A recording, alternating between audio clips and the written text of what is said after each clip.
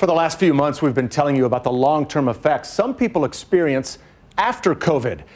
It's one thing to talk about it, it's another to see it.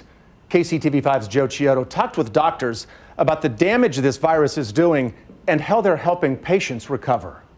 We're about to introduce you to a local COVID long hauler. Thanks to the therapy team at St. Luke's, his faith in recovery remained strong, even when his body was not.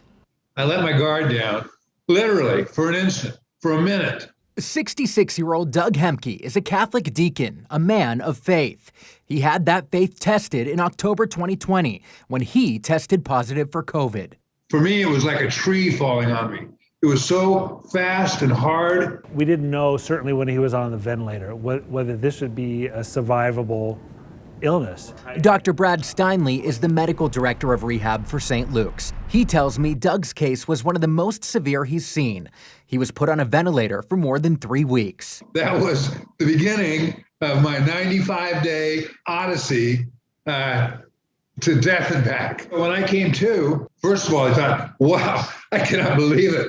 I'm alive. My wife was there. I reached out and I touched her beautiful face. But for a man who was an avid runner and golfer before COVID, he woke up in a body he barely recognized. COVID took a lot of my lungs, about 75%. I was on 50 liters of oxygen, which that's the most you can be on. He was essentially paralyzed with his arms and legs.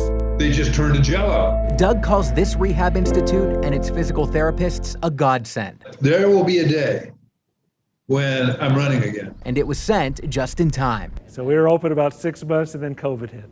The institute is the only rehab facility in the region with state-of-the-art robotic equipment. These robots, combined with the help of therapy, are helping Doug find movement again. He's still hooked up to oxygen, but was able to go back home with a send-off well-deserved.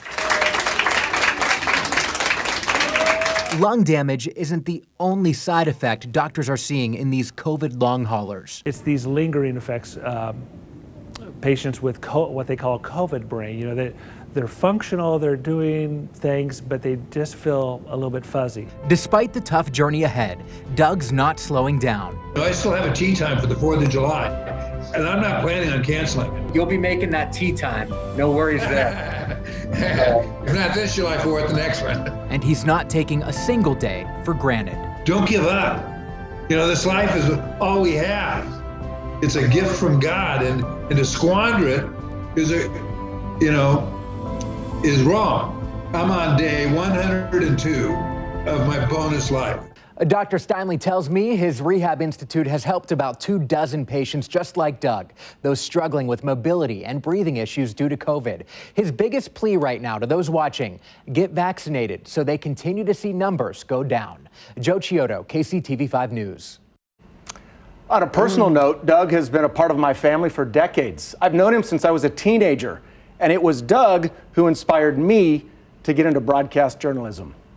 I love you, brother.